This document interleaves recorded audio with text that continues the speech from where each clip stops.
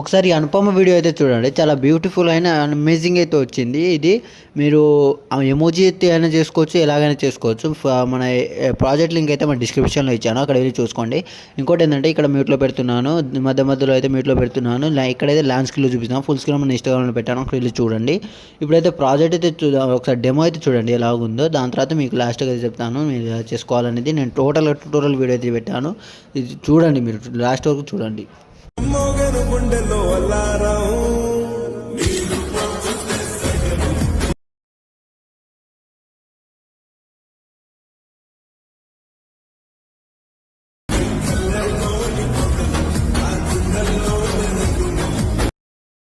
ఒక వీడియో అయితే చూస్తున్నారు కదా, ఎలా ఉందో కామెంట్ చేయండి. నచ్చితే ఒక లైక్ చేసి సబ్స్క్రైబ్ అయితే చేసుకోండి. ఒకసారి తర్వాత ఇప్పుడు వీడియో అయితే మీరు ఫుల్గా చూడండి, ఫుల్గా చూస్తేనే అర్థమవుతుంది. మీరు ప్రాజెక్ట్ లింక్ మన డిస్క్రిప్షన్లో అయితే లింక్ ఇచ్చాను, అక్కడ వెళ్ళి చూసుకోండి. ఇప్పుడైతే ప్రాజెక్ట్ అయితే ఓపెన్ చేద్దాం. మీకు ఓపెన్ చేస్తే స్టార్టింగ్లో అయితే ఇలాగైతే ఉంటుంది. మీకు నేను కొన్ని ఎమోజీలు అయితే ఇచ్చాను, ఆ ఎమోజీలు అయినా పెట్టుకోవచ్చు, లేకపోతే మీరు లిరిక్ అయినా పెట్టుకోవచ్చు. నేను ఇచ్చిన ఎమోజీ పెట్టుకోవచ్చు, లేకపోతే మీరు వేరే మీ ఇష్టమైన ఎమోజీ అయినా పెట్టుకోవచ్చు.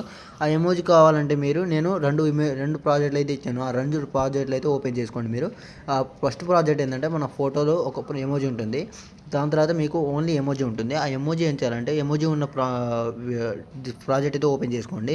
ఓపెన్ చేసుకున్న తర్వాత ఇక్కడ ఎమోజీలో ఉన్న ఎమోజీలన్నీ సెలెక్ట్ చేసుకొని కాపీ చేయండి. కాపీ డేట్ చేసిన తర్వాత బ్యాక్ వచ్చి ఫోటో ఉన్న ప్రాజెక్ట్ ఉండదు కదా, దాంట్లో వచ్చేయండి. దాంట్లో వచ్చిన తర్వాత మీరు ఇక్కడైతే పేస్ట్ అయితే చేసుకోండి. ఒక నిమిషం, ఇక్కడ ఉంది కదా ఈ బీట్ మార్క్ దగ్గర వచ్చి పేస్ట్ అయితే తీసుకోండి. పేస్ట్ చేస్తే మీకైతే ఇలాగైతే వచ్చేస్తుంది.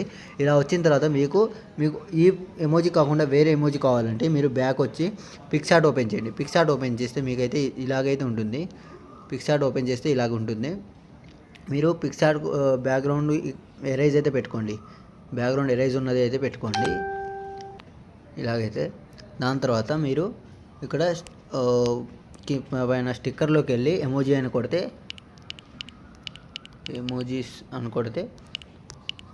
మీకు చాలా ఎమోజీస్ అయితే వస్తుంది. ఇవైనా పెట్టుకోవచ్చు, మీ ఇష్టం అది. దాని తర్వాత మీరు బ్యాక్ వచ్చి మీరు ఈ ఎమోజీ కావాలంటే నేను చెప్పిన అట్లా చేయాలి. దాని తర్వాత మీరు ఇక్కడ ఫోటో కావాలంటే ఫోటో సెలెక్ట్ చేసుకొని కాపీ చేయండి. దీన్ని కాపీ చేసి దాని తర్వాత ఇక్కడైతే పేస్ట్ చేసుకోండి.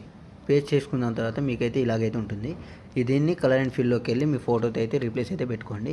రీప్లేస్ పెట్టుకున్న దాని తర్వాత ఇలానే మీరు అన్ని ఫోటోలు అయితే పెట్టుకోవాలి. దాని తర్వాత పైన ఎక్స్పోర్ట్ ఉంది కదా, ఎక్స్పోర్ట్ సెలెక్ట్ చేసుకొని దాని తర్వాత ఎక్స్పోర్ట్ అయితే తీసుకోండి. ఇంకేమైనా డౌట్ ఉంటే కామెంట్ చేయండి. Thank you.